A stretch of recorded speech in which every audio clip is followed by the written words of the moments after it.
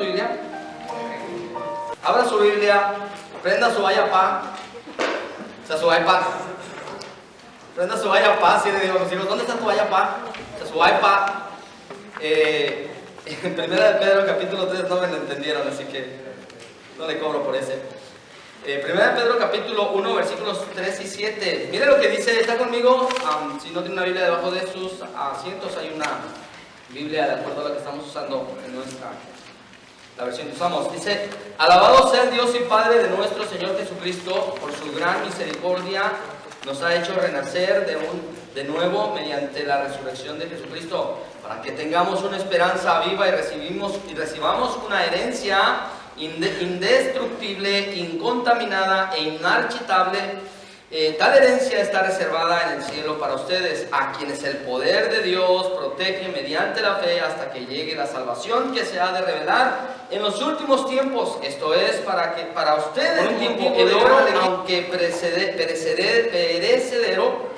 se acrisola al fuego. Así también la fe de ustedes, que vale mucho más que el oro, al ser acrisolada por las pruebas, demostrará que es digna de aprobación, gloria y honor con Jesucristo, cuando Jesucristo se revele. Como dije hace un momento, continuamos hoy con nuestra serie sobre las misiones. Estamos en el mes de las misiones y el título de nuestra serie es El Evangelio lleno de esperanza.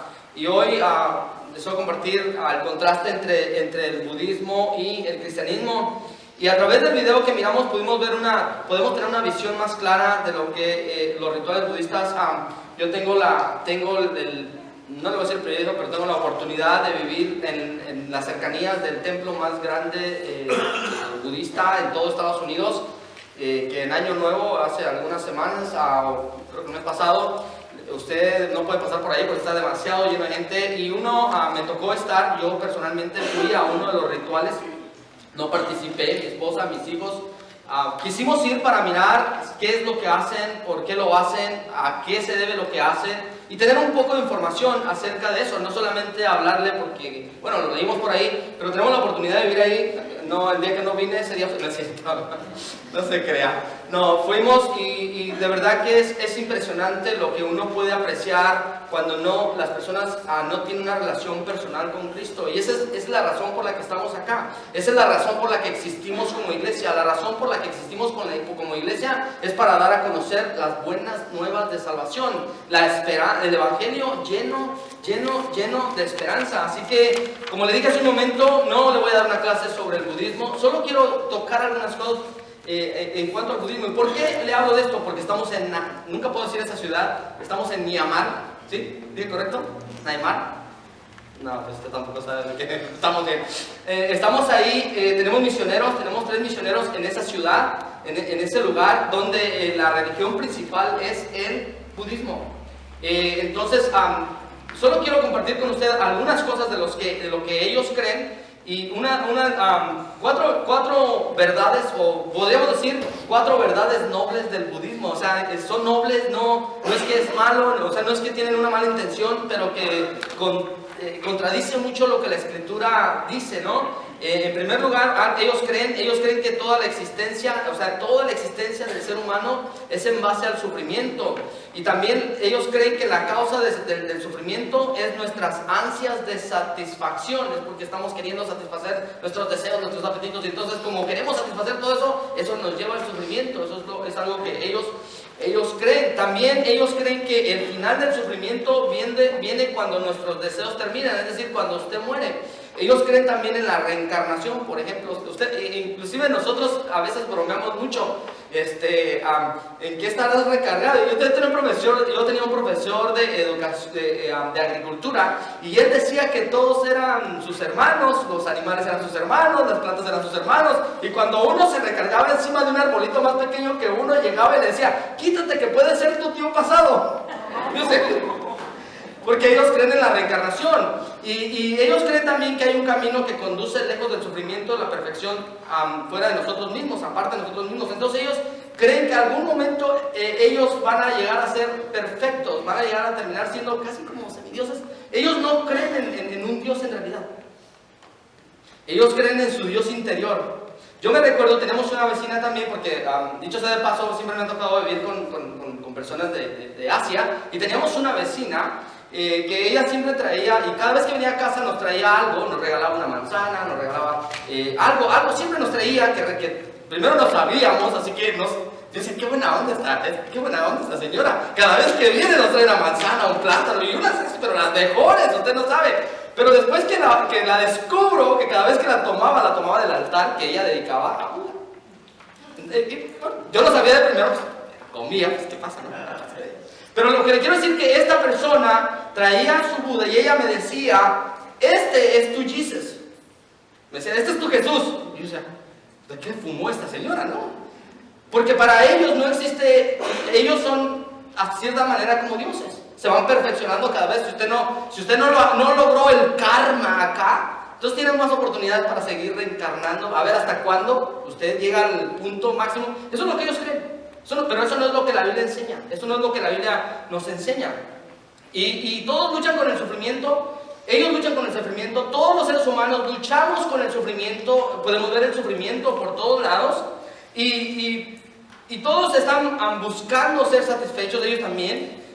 Por un lugar buscamos en nuestros sentimientos, la gente busca satisfacer algo. Se recuerda la semana pasada le hablaba de que el ser humano ha sido diseñado con un vacío para buscar a Dios, con un vacío para encontrarse con Dios, con un vacío. Y un escritor dijo alguna vez que Dios ha creado al ser humano con un vacío en forma de Dios que solamente puede ser llenado por Dios.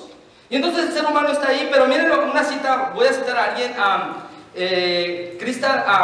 Lewis, él dice, si encuentro en mi deseo, que nada en este mundo puede satisfacer, escucha esto, dice, si encuentro en mis deseos que nada en este mundo puede satisfacer, la única explicación lógica es que fui hecho para otro mundo. Es decir, no hay nada en este mundo que pueda satisfacernos completamente. Absolutamente nada. Mire, hay personas que pueden tener dinero, joyas, toda la fama y lo que usted quiera, y aún así nunca están satisfechos.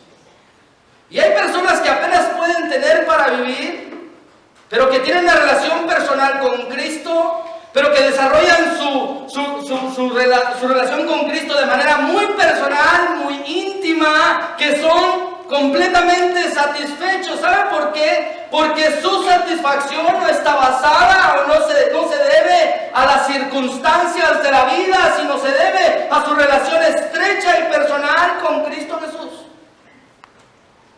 Hay personas que siempre están buscando tener satisfacción. Nuestra fe en Cristo creo que es el componente clave que marca la diferencia entre las creencias de este mundo y las creencias que tienen las Sagradas Escrituras. Y deseo comenzar con una pregunta, porque personas, cuando uno ve sufrimiento, cuando hay terremotos, cuando hay hambres, usted sabe que el cambio climático y todo ha hecho un montón de cosas muy difíciles y cada vez vemos más gente sufrir y cada vez es más común. Y hasta cierto punto nos estamos acostumbrando a ver el sufrimiento porque las noticias son más fáciles de obtenerlas hoy en día. Entonces la pregunta es, ¿cómo podemos hacer frente al sufrimiento en el mundo? Mire, algo que usted y yo debemos entender. Cuando usted vino a Cristo no significa que se le acabaron los problemas o que usted nunca va a padecer sufrimientos o que usted nunca se va a enfermar. Eso no es verdad. Incluso nuestro Señor Jesucristo dijo en un momento en este mundo, en algún punto en el Evangelio dijo, en el mundo tendrán aflicción, pero no se preocupen, yo he vencido al mundo.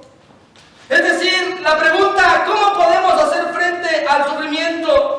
La palabra de Dios nos responde de manera muy clara de cómo hacer frente al sufrimiento y cuál debería ser nuestra actitud cuando sufrimos en contraste con el budismo. Si usted miró las caras de los niños, yo no sé si usted las pudo ver, yo lo estaba mirando en la madrugada, y es como que gritan, necesitamos a Dios, necesitamos la salvación. En contraste a ellos, nosotros la palabra de Dios nos responde cómo hacer frente a eso. La santa palabra de Dios nos enseña cómo responder y Dios utiliza en esta ocasión al apóstol Pedro para responder a esta pregunta. Pedro escribió esta carta algunas épocas sido tomado de la tierra y fue ascendido al cielo. El apóstol Pedro escribe esta carta a unos hermanos que estaban sufriendo, pero era sufrimiento de verdad. Imagínense en el año 60, 70 después de Cristo, cuando son perseguidos por el terrible emperador Nerón, que este hombre dijo, bueno, los cristianos los voy a utilizar para algo, y de pronto los comienza a utilizar para, ¿usted qué cree? Para iluminar sus jardines. Y estos cristianos estaban siendo perseguidos y estaban siendo vituperados. Miren, las instrucciones son muy diferentes a lo que podemos entender lo que hablan los budistas. Y es por eso que creemos la manera como debemos enfrentar el sufrimiento. En primer lugar, creo que como cristianos debemos regocijarnos, o podemos regocijarnos en medio del sufrimiento. Ahora, si yo le pregunto a alguien que está enfermo, digamos que a alguien le han detectado de pronto una enfermedad incurable, ¿usted cree que yo voy a llegar a decirle, regocíjese hermano con esa enfermedad? No es lo correcto. Pero Pedro nos dice que debemos regocijarnos, que debemos gozarnos. Miren lo que dice el apóstol Pedro, el versículo 6 y 7, ¿está conmigo en su Biblia? Esto es, miren lo que dice el apóstol Pedro, ¿está conmigo en su Biblia? ¿Sí trajo su Biblia? ¿Sí? Trajo su Biblia, bueno. Esto es para que ustedes, esto es para ustedes motivo de gran alegría, a pesar de que hasta ahora han tenido que sufrir diversas pruebas por un tiempo. El apóstol Pedro dice, ese sufrimiento que ustedes están atravesando, los están persiguiendo, los están destrozando, les están haciendo daño. El apóstol Pedro dice, bueno, es motivo. ¿Cuál es el motivo? ¿Por qué deben disfrutar? ¿Porque están sufriendo? No específicamente por eso. ¿O usted ha encontrado un hermano que diga por ahí, ¿cómo está? Pues aquí, hermano, feliz, mire, me va como en feria, pero contento. Seamos honestos. A veces le va uno que uno dice, híjole, ya no sé ni dónde esconderme. Y alguien le pregunta, ¿y cómo está? Y a veces, mire, yo le digo que la puerta esa tiene un Photoshop. ¿Sabe qué es un Photoshop, verdad? Que nos transforma. Entramos por esa puerta, las puertas de las iglesias cristianas son así como Photoshops.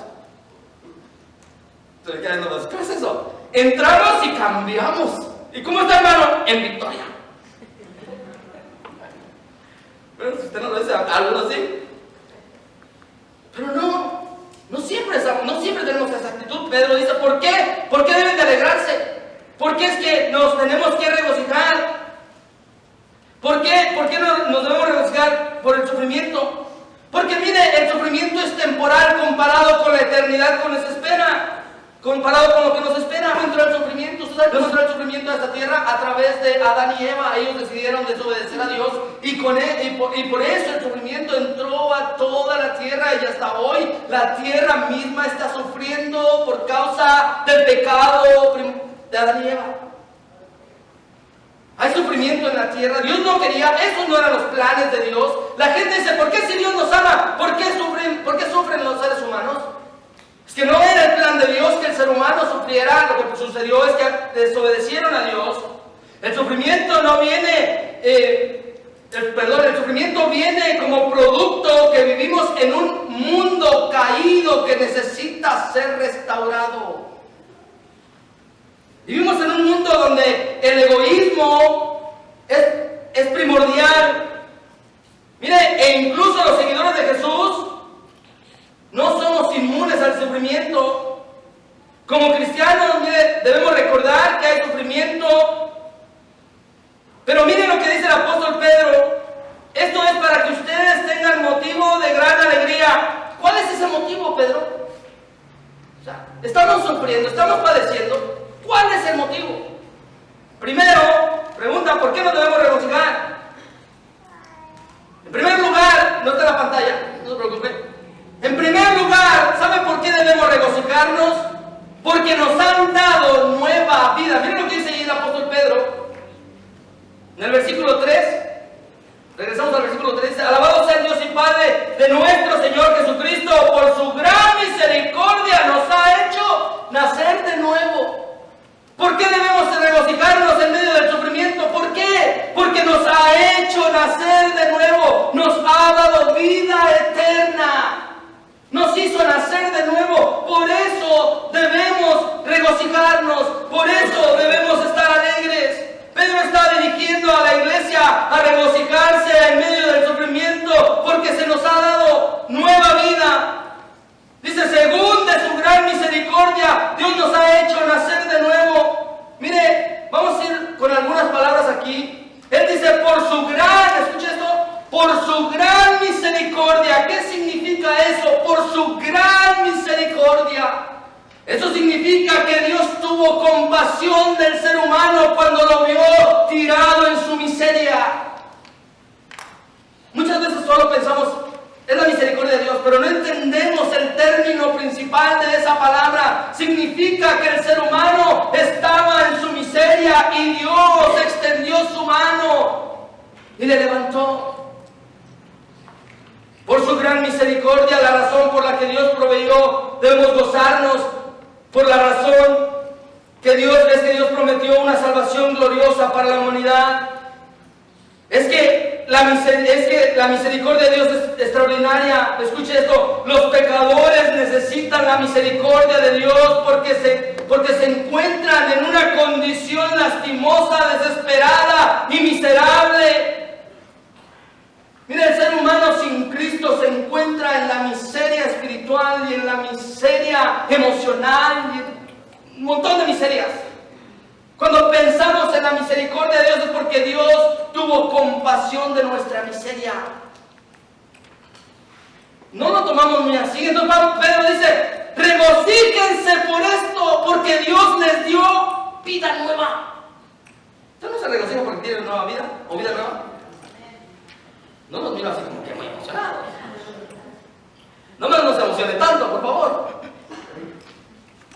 Pero su gran misericordia nos ha hecho nacer de nuevo. Mire, escuche esto por favor. La salvación no se debe a ningún mérito ni esfuerzo por parte nuestra, sino únicamente a la enorme misericordia y compasión de Dios, quien se apiadó de nosotros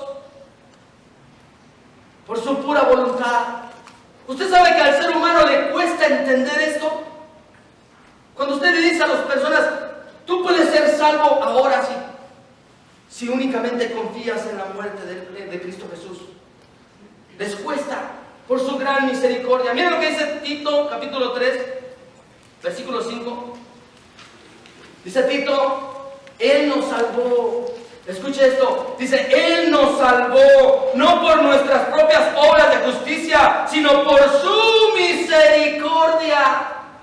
Cuando yo estudié esa palabra en este pasaje de Tito dice como que nosotros estábamos viviendo en una condición miserable, pero dice, Él nos salvó, no por nuestras propias obras de justicia, sino por su misericordia. Nos salvó mediante el lavamiento de la regeneración y de la renovación por el Espíritu Santo. Cristo nos dio vida eterna. Cristo nos perdonó los pecados por su grande misericordia.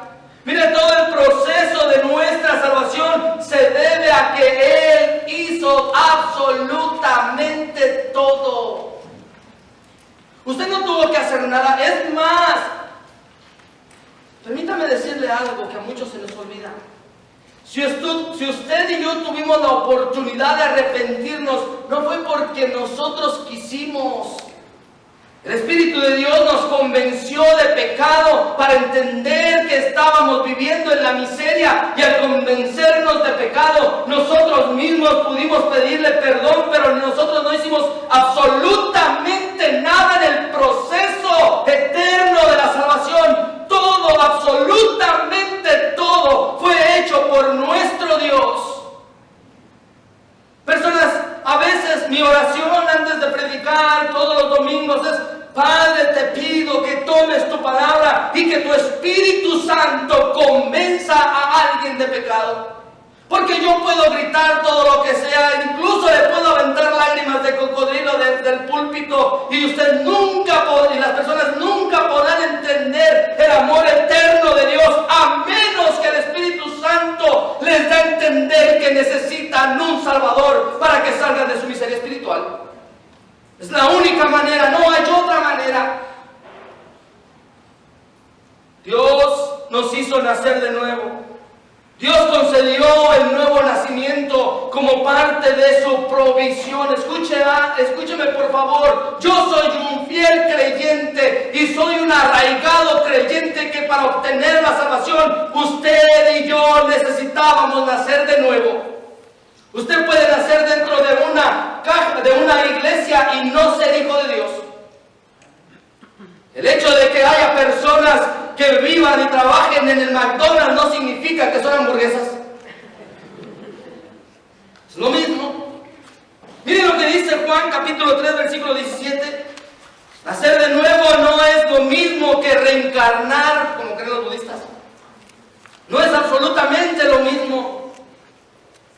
Juan capítulo 3, 1 y 7 habla con Nicodemo, y Nicodemo es un líder religioso y tiene muy buenos ritos y tiene una muy buena religión y tiene una muy buena y extraordinaria religión con todos los ritos. Y un día ese deseo por Dios en el corazón de Nicodemo le lleva a encontrarse con Jesús. Y le dice, y le pregunta a Jesús, ¿qué debo hacer para tener la vida eterna? Y la respuesta del maestro fue, wait a minute, güero. ¿Cómo tú, siendo un líder religioso, escucha lo que le digo, cómo es posible que tú eres un líder religioso quien tiene su mirada, quien las personas tienen su mirada en ti, vienes a preguntarme a mí? Esto es grave, porque era una persona que seguía la ley, que conocía mucho de Dios, y le dice a Jesús, ¿qué debo hacer? Y Jesús le dijo, te es necesario nacer de nuevo. Mire, las iglesias de hoy en día están llenas, aquí no, allá del otro planeta, de gente que nunca ha vuelto a nacer. Y lo he dicho una y otra vez, y hasta a mis hijos, yo creo que ya les caigo mal. Mi preocupación más grande por mis hijos, habiendo nacido dentro del cristianismo, en un hogar cristiano, en un hogar donde se lee la Biblia, en un lugar donde se ora, pueden llegar, tienen el peligro de solamente ser religiosos como todos los demás y nunca encontrarse con su Señor. Yo espero que sí, porque me lo han confesado. Pero eso no se logra porque el papá es pastor, o porque viene a la iglesia, o porque va a un devocional. Eso únicamente se logra cuando los seres humanos pueden entender que son pecadores y necesitan urgentemente un Salvador. Y eso no es algo que viene de nosotros. Eso es producido de parte de Dios. Por eso le vuelvo a decir, el proceso de la salvación, usted ni siquiera elige ser salvo. Todo el proceso es hecho por Dios. Por eso Pedro dice, regocíjense por eso. Si están sufriendo, pero tienen vida eterna. Si están sufriendo, pero ahora son hijos de Dios. Si están sufriendo, pero ahora en ustedes está la naturaleza divina. ¿No le alegra eso? Pero a veces pensamos, a veces vivimos como que somos más terrícolas que otra cosa. Su ciudadanía está aquí. Nuestra ciudadanía no está aquí. Nosotros, usted y yo, pues si usted se sentía así como que nadie me quiere, todos me desprecian, soy el patito feo. Mire, en usted y en mí hay naturaleza divina. Es decir, mucho de Dios habita en usted y en mí. La naturaleza de Dios ahora habita en usted. Por eso usted nunca, no digo que nunca, pero se nos pelan los cables. Pero usted no tiene que andar ahí como que nadie me quiere. A veces yo también digo, no, mi iglesia no me quiere, ya le conté el chiste del pastor. Que la mamá le dijo, ya es hora de irnos a la iglesia. Y bueno, ya de adelante, es hora de irnos a la iglesia, y se levanta el muchacho. Yo no tengo ganas de ir a la iglesia. Pues ya casi va a ser hora de empezar el servicio, le dice la mamá. Tienes que ir al servicio. No, yo no quiero ir a la iglesia. Y le dice la mamá al muchacho de 40 años. Le dice el muchacho de 40 años a la mamá, a ver, dime 3 razones por las que tengo que ir a la iglesia. Le dice la mamá, dime 3 razones por las que no quieres ir a la iglesia. No quiero ir a la iglesia porque número 1, todos son bien hipócritas. Número 2, nadie me quiere. Número 3, estoy desanimado. Y luego le dice el muchacho a la mamá, dame 3 razones por las que tengo que ir a la iglesia. Número 1, tienes 40 años, mijo. Número 2, pues se te va a hacer tarde. Dicho sea de paso, se apoya en la resurrección absoluta y total de nuestro amado Salvador Jesucristo. En eso se basa nuestra esperanza. Nuestra esperanza no está puesta en el pastor. Escucha esto, su esperanza no está puesta en el pastor. Espero que no. Le animo que no. Le digo que no. Tampoco nuestra esperanza debe estar puesta en los líderes religiosos, porque ¿sabe qué? Fallan y se equivocan. Y si su esperanza está puesta en su mejor amigo, en su mejor pastor, en su pastor predilecto, entonces cuando esa persona se vaya, usted también se va a querer ir. Su esperanza está puesta, nuestra esperanza está puesta en la resurrección absoluta, total y poderosa de Cristo. Si yo estuviera sentado ahí, me brincaba. Pero no me dejan estar sentado ahí. O sea, Cristo fue resucitado de los muertos por el Espíritu Santo. Ahora, pudiéramos pensar, y yo escribí algo aquí, es que en la mañana me emocioné tanto cuando estaba escribiendo. Y le voy a citar lo que escribí. Cuando uno piensa, mire, para que tengamos una esperanza viva y recibamos una herencia indestructible e incontaminada e inmarchitable, tal herencia está reservada en el cielo por ustedes, a quienes el poder de Dios protege mediante la fe hasta que llegue la salvación que se ha de revelar en los últimos tiempos. Para mí, este es un himno de alegría, un himno de gozo triunfal a la Santa Trinidad. Esta es nuestra canción, porque hemos sido renacidos y nacidos de nuevo espiritualmente, como dice el versículo 23 en adelante, no de simiente corruptible, sino de incorruptible, por la palabra de Dios que vive y permanece para siempre.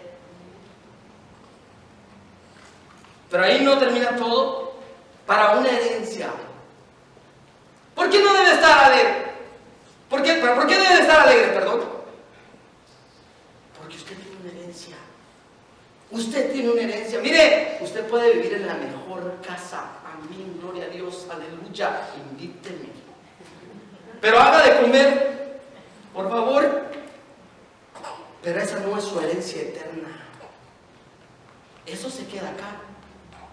Esas son las herramientas que Dios le ha dado para bendecir a otros. Dice el apóstol, continúa conmigo, apenas en la introducción, oiga. Dice, para que tengamos una esperanza viva y recibamos una herencia indestructible. ¿Qué significa eso? Mis amados, cuando el sufrimiento arrecia, siempre debemos recordar que tenemos una herencia incorruptible, lo cual quiere decir que no se destruye, no puede, escucha esto, no puede ser dañada de ninguna manera por los factores humanos que afectan a los bienes materiales como el óxido, la polilla o el fuego. Esa herencia es inmaculada, lo cual significa que no puede ser manchada o contaminada por nada. Mire, alguien le puede dejar una herencia a su padre, le puede dejar una herencia, muy buena herencia, pero de pronto salen más dueños. Y esa herencia, en lugar de bendición, termina en unas broncas. Pues mire, la herencia que Dios nos está dando dice que esa es, ¿cómo dice? Para que tengamos esperanza recibamos una herencia indestructible. Mire, la bolsa de valores se cae. Pierde, es más, incluso el oro, no el oro, el oro pierde su valor. El oro pierde su valor. Y el oro también, depende. Como el que fueron a la feria, una feria cristiana. Fueron a una feria cristiana y, solo para analizar un poco, fueron a una feria cristiana y de pronto, Espolín, vamos a decir, después lo borramos, el que edita el video. Fueron a Espolín, y Espolín, para los que no saben, Espolín es la feria donde se presentan los premios Águila. Yo no sé, estos cantantes cristianos andan más perdidos que Adán el día de las madres. Oiga, vamos a reconocerles premio Águila. Y luego todavía quieren que lo reconozcan el premio lo nuestro, pues lo tuyo. Y ya, bueno, es que no me podía aguantar esa. Entonces estaban en una feria y había 3 pericos. Y hablaban. Y dice, oiga, ¿cuánto vale ese perico? Bueno, ese perico se lo dejo en 3,000. Caray, ¿y ese qué es? No, dice, ora. Ora y canta himnos. ¿Y este? ¿Ese 6,000? 6,000, dice, ¿qué hace? No, dice, ora, canta himnos y hasta levanta la ofrenda. Órale. ¿Y este otro? No, por 20,000. 20,000, ¿y ese qué hace? Es el pastor de estos dos. No, para que quería despertarlo. Mire, nuestra herencia es incorruptible, total. Además, la herencia no se marchitará, dice ahí. No la recibiremos, mire, es decir, que no la recibiremos para descubrir que después perdió su valor. Nuestra herencia no pierde su valor. Nuestra herencia es para siempre. Y el apóstol añadió que la herencia está reservada en los cielos para vosotros, o sea, que la herencia está guardada. Está guardada. Esta herencia aumenta nuestra esperanza en medio del sufrimiento. Mira, yo me doy cuenta, soy joven, estoy joven, me siento joven. Ayer fui a hacer mi examen físico, me dijo el doctor, hasta pareces liebre. Digo, si eso no me has visto, no, hombre. Porque quería pasar el examen, yo estaba haciendo. Pero uno se da cuenta que el cuerpo se deteriora. Y uno puede mirar, pero nuestra esperanza no está en este cuerpo. Nuestra esperanza está que en algún día, cuando nuestro amado Salvador Jesucristo aparezca en los cielos, nos levantará y transformará este cuerpo mortal en algo inmortal, en este cuerpo corrompido por el pecado en algo de incorrupción. Esa es la esperanza, nuestra esperanza eterna, no está aquí en la tierra. Luego dice, esta herencia aumenta nuestra esperanza para salvación. Dice, ahora, aquí hay una frase, me gusta, a quienes el poder de Dios protege, me gusta esto. Yo otra vez le digo, yo soy un fiel creyente por la palabra de Dios, que mi salvación no depende de mí. Y como mi salvación no depende de mí, no está en peligro. ¿Sabe qué es eso? Que la salvación usted no la puede perder nomás porque hoy amaneció de malas. Si usted realmente le ha entregado su vida a Cristo, ha vuelto a nacer y es hijo de Dios, no hay nadie que le arrebate su salvación. Porque Dios la protege, porque Dios la cuida, porque Dios es el que la lleva hasta el final. Yo no sé cómo viven las personas que piensan que pierden la salvación. Porque yo me pongo a pensar, ¿qué tanto puedo pecar para perder la salvación? Pues no sé, yo les he preguntado. Pero una cosa te digo, pequé lo suficiente para que enviaran a su hijo a morir en la cruz del Calvario por mis pecados. Dice, a quienes el poder de Dios protege mediante la fe hasta que llegue la salvación que ha de ser revelada. Ahora, aquí no está hablando de la aquí está hablando la completa salvación. ¿Usted es salvo? Amén. Salvo. Pero todavía estamos luchando con muchas cosas para que se manifieste la totalidad de la salvación eterna en nuestras vidas. El apóstol Pablo dice, mire, esta razón es por la que yo creo, le dije hace un momento, que una persona que recibe a Cristo como Salvador personal, que ha vuelto a nacer, tiene la seguridad y la vida eterna. Eso mismo dijo el apóstol Pablo, nos está en la pantalla en el versículo 6 de Filipenses. Dice, estando persuadido de esto, que el que comenzó en vosotros la buena obra, la perfeccionará hasta el día de Jesucristo. ¿Qué significa esto? Que su salvación no depende de usted. Es más, ahora déjeme decirle algo, no se puede ser cristiano tratando de hacerlo usted mismo, ni yo tampoco. La única manera como podemos llegar a ser fieles seguidores de Cristo y creyentes en Cristo Jesús es dejándonos dominar por el poder de Cristo en nuestras vidas. Pablo dice en Filipenses, no que lo haya alcanzado ya, ni que ya sea perfecto, sino que prosigo para ver si logro hacer aquello por lo cual fui también nacido por Cristo Jesús. Hermanos, yo mismo no pretendo haberlo alcanzado, pero una cosa hago, olvidando ciertamente lo que queda atrás y extendiéndome a lo que está delante, prosigo a la meta, al premio del supremo llamamiento. Esas fueron las palabras del apóstol Pablo. El apóstol Pablo dice, yo no dependo de mí. Se recuerda a Filipenses, lo que predicamos, no depende de qué tan bueno soy, no depende de mi religión, no depende de lo que yo creía, depende todo, total y absolutamente de lo que Cristo hizo en la cruz del Calvario por mí. Nuestra salvación está segura. Pedro dice, deben regocijarse, deben estar alegres. ¿Está alegre? Escúchalo, señora. ¿Está alegre? Despertaron a las ángeles porque estaban durmiendo. Estamos alegres. Pedro dice, alégrense porque su salvación está segura. No hay espacio, no hay duda, no hay motivo para pensar que usted perderá su salvación porque está en las manos de Dios. Eso es extraordinario. Eso es para brincar de alegría. Cierro con esto, termino con esto. Estamos en mes de misiones. ¿Usted ya es salvo? Le pregunté varias veces. Me responde que sí. Nuestra responsabilidad es alcanzar a aquellos que aún no lo son. Pero eso no depende de hacerlos que vuelvan a nacer. No depende de nosotros. Pero Dios quiere usarnos como instrumentos para alcanzar a aquellos que Él quiera alcanzar. Cierro con esto y termino con esto. Miren lo que dice. Nuestra única confianza está en la vida que Dios da libremente a través de Jesucristo. Por eso nos regocijamos.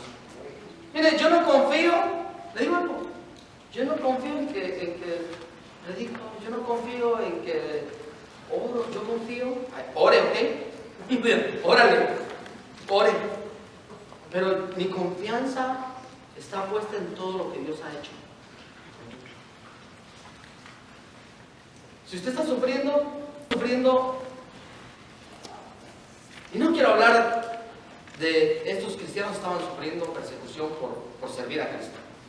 Si usted está sufriendo por un pecado, pues hay que pagar las consecuencias. Porque hay sufrimiento que viene sin nosotros hacer nada. Pero hay sufrimientos que son consecuencia de nuestros pecados. Y mire, le digo algo. Yo me he dado cuenta de algo en los últimos 20 años acerca de Dios, que es mi Padre. De pronto yo soy medio alcahuete o muy alcahuete con mis hijos. Pero ¿sabe qué? Nuestro Padre Celestial no es así. Y cuando cometemos alguna equivocación, le llaman ahora, o un pecado, vamos a sufrir las consecuencias. Pedro no está hablando de ese tipo de sufrimiento. Incluso Pedro más adelante dice, pero si alguno padece por malhechor o tranza, pues que se aguante. O por ladrón, dice. Pero si sufrimos por causa del Evangelio y por servirle a Él, por cuestiones de la vida, por las edades, las enfermedades, entonces, regocíjese. Entonces, gocémonos porque nuestra esperanza es eterna. Tienes su rostro. Padre, te damos infinitas gracias por tu amor y por tu bondad. Señor, nosotros ya tenemos la vida eterna. Nosotros ya tenemos la esperanza viva. Cuán extraordinario, cuán maravilloso.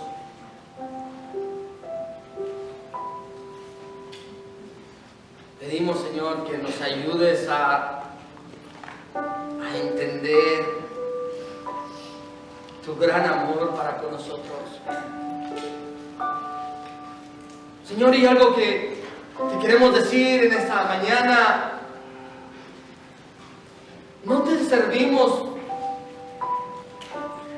y no buscamos serte fieles por temor al infierno, porque sabemos que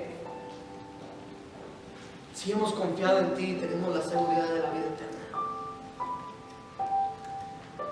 Te servimos y te amamos porque tú nos amaste primero. Y porque nuestra salvación está asegurada en ti. Y porque tenemos una esperanza viva, Señor. Padre, en este día quizás hay alguien aquí que está sufriendo, que está padeciendo, que se está doliendo. Padre, por favor, te pido que tú uses tu Espíritu Santo para hacerle entender que nuestros cuerpos se desgastan, que nuestros cuerpos tienen flaquezas y debilidades,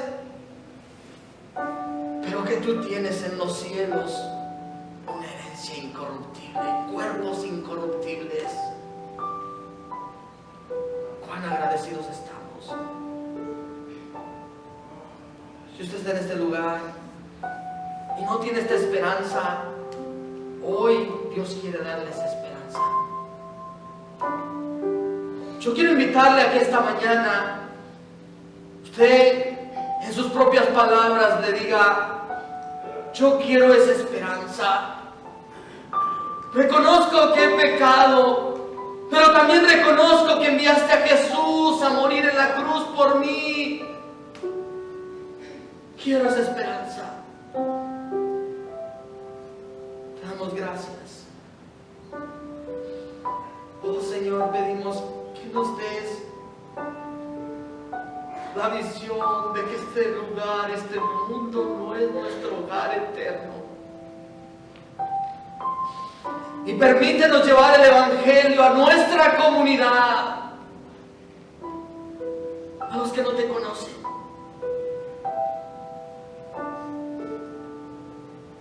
Una manera como lo hacemos es a través de ofrendar, de diezmar, para la gloria de tu nombre. Pedimos esta mañana que tú bendigas nuestros diezmos, nuestras ofrendas, y que tú las uses para tu gloria. Te lo pedimos en el